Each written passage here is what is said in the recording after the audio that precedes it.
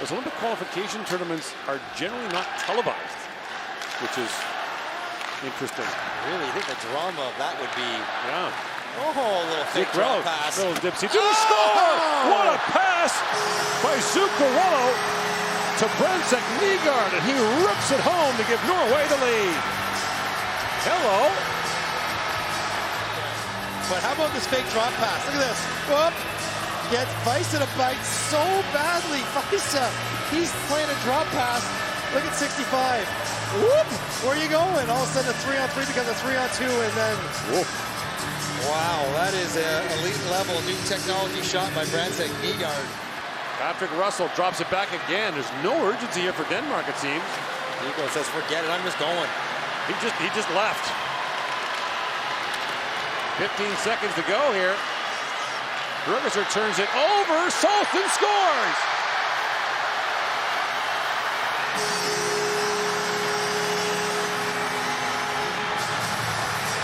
Eric Salton. With 10 seconds to go. Appropriate as they just struggled the whole time to get the puck going up the ice, even with 6 players out there. We still got a 0-0 game. My apologies, obviously not icing as the face-off is just to the right of shoots off. Latvia controls. Back edge right in front, shot, score! They break through, Roberts, Bukarts, 1-0 Latvia. Then Latvia executes by getting the face-off in the corner and controlling the puck. Then they just get it into the scoring area, and there hasn't been a whole lot of that in this game. But Robert Bukarts, the older brother, his first ever world championship, 33 years old, and he's on the board first.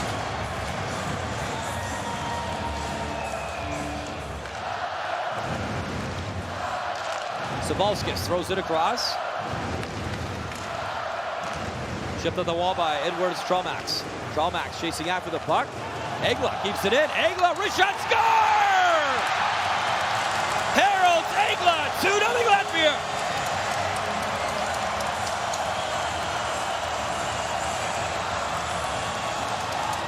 Trying to get it over the defensive back, and he doesn't do it right. Look at him. He's trying to get it all the way out over the zone. Really low odds play. He ends up turning it over. Now he's got all of his forwards are not even in the same zip code to help out defensively, and coming right down Main Street. Egla has the scoring chance. We haven't seen many of those wide open, and he ripped that one top shelf. And Cousins back to Severson. Across he goes to Gooley. Centers it for Mangiapane with a shot that's blocked by Strong. And blasting in is Cousins, who rips it home and gives Canada a 1-0 lead.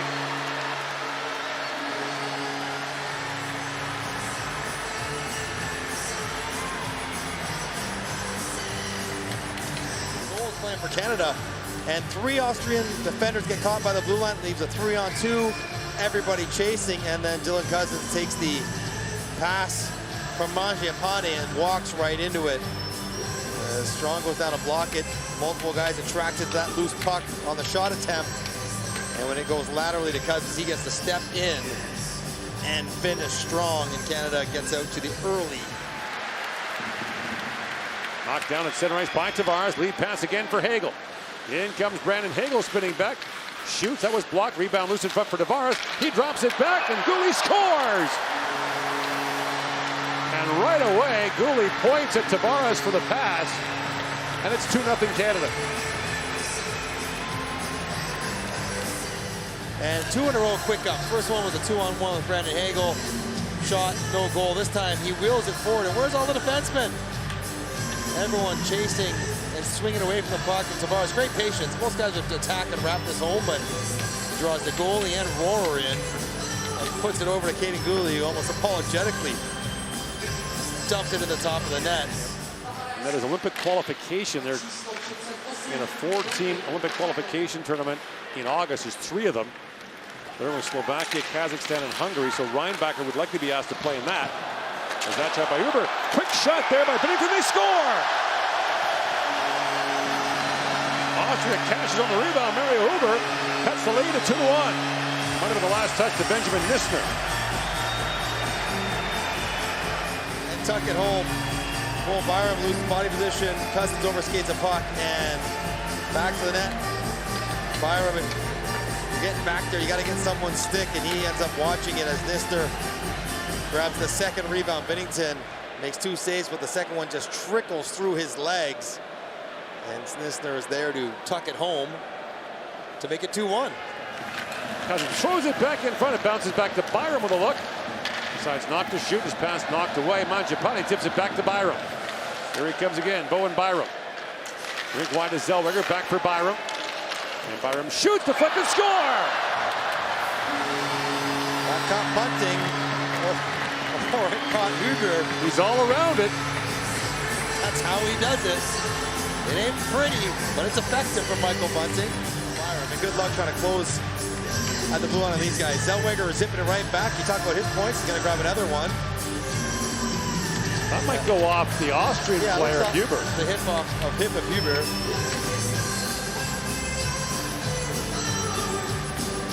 And you can see the pants bulge there, so good break. And Zellweger. Byram plays it back down to McBean. And there's Bunting with it. Throws it back in front. McCann has the goalie down and scores! Oh, Jared McCann undresses David Madlener and makes it 4-1. That's pretty. Very, very pretty. You think about his release, you don't think about his hands in tight, but good job pursuing pucks. Michael Bunting keeps it alive. And look at this hard cut. And then you know you're going to be met at the post by other opponent's sticks. It's going to be firm. And make sure to tuck it in for Brunner or Rohrer. Could go in his attempt. And McCann is a guy who can put up. Nearly going. Here's Gunther with it. Back to Parayko to Power. Started on the road. 5 games. Gunther slaps it down. Here's Bedard from a sharp angle. Shoots, scores! Did he tell me he didn't shoot that off the inside of the bat on purpose? Tell me, Gord. I can't tell you that. Anybody else, I would say he fanned on this shot. He was going short side and put it middle of the net. Good look by Gunther. Slap pass down. Nah, he fanned on that one. He towed it. Towed it. Calling it. Well, he was looking to sling it upstairs, and he towed it and caught Madlener's left heel.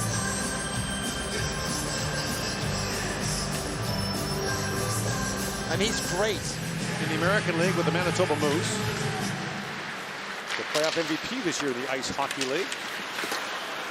They're banging away at it. Still losing the sign, they only score! Is that the one-handed fire poker for Dubois? It is. Quick! With the poke. Like the spatula on the barbecue.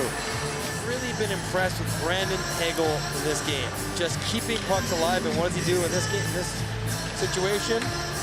Gets open in front, battles for loose pucks, 1 swipe, 2 swipe, they just get it over there.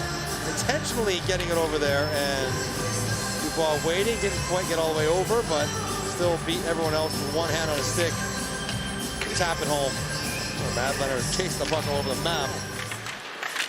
That sounds great. He almost fantastic. Parayko has a score by Peter Schneider. Schneider busting in along with Baumgartner. Schneider has a look back to Baumgartner, scores!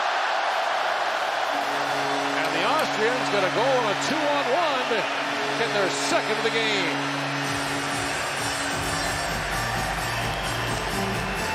Good finish by Baumgartner. A little loose at the offensive blue line. Michael Bunting gets back, but he's not sure. Do I attack the puck carrier or do I go for the pass? And he gives a big triangle for Schneider to pass the puck underneath. When Bunting reaches with his blade. You see how easy it is to slip it underneath and put it in the forehand spot for Baumgartner and Andre Tourigny. We talked about what do they need to avoid. Dooley drops it off for Tavares.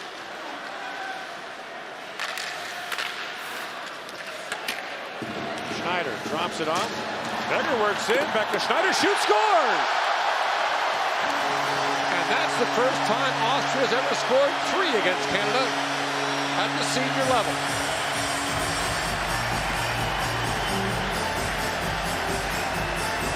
Notre Dame Fighting Irish grad. And John Tavares goes flying through and takes nobody. And that allows Schneider to cut inside him and take the nice pass from Sverger and rip one off Binnington's blocker and under the bar. Nice play. A couple nice plays for Austria to get 2 in the third.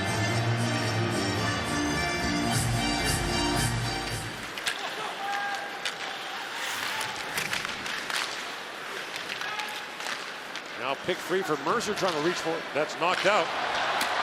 Their lead pass. And a hard shot, score! Sverger! And it's 6-4.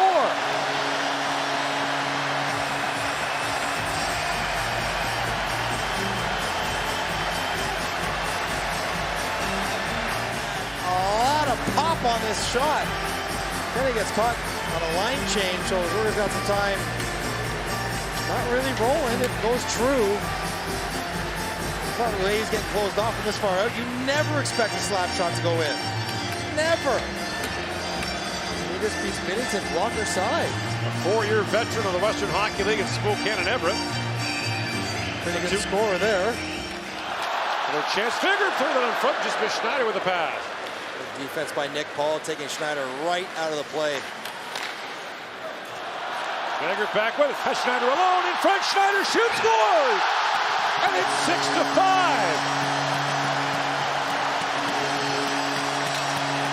4 straight by Austria here in the third. But where's the other defenseman? Branko. And a bad line change. Paul going off, Cousins not back. And this breakdown you can't have happen. Sort of Binnington left all alone. And unbelievably. Bernd Wolf with it being watched there by Paul. Inside a minute to go. Wolf to Rossi, flips it down. Madlander hasn't left it, now he goes. Oh boy. Now a steal in front for Rossi, backhand shot, scores! Marco Rossi has tied the game at 6. A stunning comeback by Austria.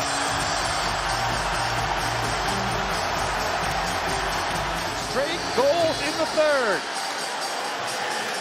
What a play. Caden Cooley mishandles it. Kicks it right out to Marco Rossi, who makes no mistake, the one guy on the team you want with the puck in this situation. Rossi, clean drag, elevated right of the bar. That's a tidy finish from Marco Rossi. Madlander just to celebrate on the bench with this guy. They cannot believe 5 unanswered in the third period against Canada. Ladies and gentlemen, make some noise for both teams.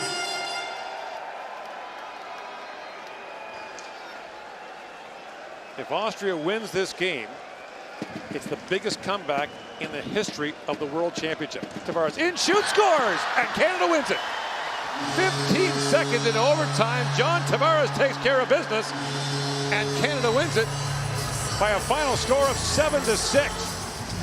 Listener and move forward, can't close on him, and nice release for a goal by John Tavares. And you back in, which is what you do when you're a forward. And Nisner gives Tavares just enough room. Kevin Bozon's more of a grinder than his brother. His brother's a shooter. Poland with control, and now Gorney flipped that towards center. Reaching back was Christoph Macias, but couldn't do anything. He's turning 20 years old today as Macias. Talk more about him in a minute. Off the rush is Adamo, and they score! Justin Adamo into the lineup and onto the score sheet. It is 1-0 France. And this was not a real dangerous situation. In fact, he's on his backhand. Johnny Murray just misplaces. Johnny Murray played really well, I thought, in the game that he did play. But this one just should not go in. I don't know if it was deflected, but even if it was, from that angle, you can't let this in. Adamo attacking with that big speed. They just let him go wide. Yeah, and he got his feet all crossed up. Johnny Murray did. And it looked like that just... V2 worked that down. Here's Adamo again, and that shot went off a Polish defender's stick. So Adamo making his mark early in his first game in this tournament. Just shoved the Polish defender off the puck. That was Breek. Back to the blue line. Kevin Bozon. Alvitu wrists it through a crowd. Scores! And it's Adamo with the tip. He has 2, and France is up a pair. We have to have more pucks to the net, more net front presence. Number 24 gets the job done along behind the net, and then he gets right in front, and then shots. Nothing fancy about this. Johnny Murray's in good position there. He's out on the edge of the paint. He expects that this Alvitu shot, which is smart, he's just getting it there, right in off the pants of Adamo, and he's got the golden touch right now. They're up 2-0, and he's got them both. In the box is Breek for Poland. DaCosta still out there in the man advantage. Sends it cross ice, picked off, clearing attempt, held at the line. DaCosta got it back. Stefan DaCosta now facing the net. At the line, Shachvili waits, but the shot, he scores! DaCosta hit the spot, power play goal, it's 3-0 France. Because he hesitated, watch him on the right side here, and there's Adamo in front. See, and he waits a little bit there, and then it's like, okay, I'm here, and then he's going to move. So that was a timing pattern, and it was perfectly executed by both. DaCosta just measuring it, waiting, and he's, as it pulled, Adamo, who has been the biggest influence on this game than anybody else by far, already has 2 goals, a penalty. Off the face-off, DaCosta moves forward. Nifty little back pass to Alvitu. Now Tim Bozon returned it. Alvitu swinging and taking it. DaCosta waits, sets it up front. They score. Guess who? Adamo was in front. Belmar was there. DaCosta sent it through, and it looks like Belmar's goal. 4-0 France. Oh, good for him. Good for him. He got it because there was plenty of net front presence there. This is really hard to handle. Look where Adamo is again. See, the human eclipse is right in front. How's the goaltender going to make a save here? And Adamo's timing is outstanding. Belmar has his stick. He presents his stick. DaCosta has time and room, and that little delay allows him just that window to open. Our country is back in the main tournament. We are so happy about that. This is great for our country, great for young players that are watching on TV at home. Go play, and they're making plays as best they can. I like what you said earlier too. It'd be tough to get in the mindset as a turnover. There's a shot, and that's blocked. Rebound, they score! Sigmund took the first shot, that was blocked, but Dominic Pash has made it 4-1. And that's what causes the biggest issue. Now watch him come out here. He decides, okay, here's a forecheck. Boom. See, he hits his own man, and then the pass comes right out in front. And then it's a bang-bang play. So Ylonen has to get back, has to get reset. Really nice play there. Real nice reaction to get that puck back out in front of the net so quickly. Valega, he deserves a lot of credit for that. And then, of course, the bang-bang shots. Ylonen makes one save but can't the other. But Costa let Kuchik let the stick go, did everything he could to make the save, and he did just that. Sprinting up ahead was Frosko. Here he comes, right in, shot, scores! Bartosz Frosko, and it's 4-2. This is a 2-goal swing. You have the big save at one end, should have been 5-1. It wasn't. Back comes Poland, and a great quick up out of the zone gets Frosko going in all alone. And he pulls the trigger from the hash marks. I think that was the key there. He didn't get in so close, and we've seen Poland before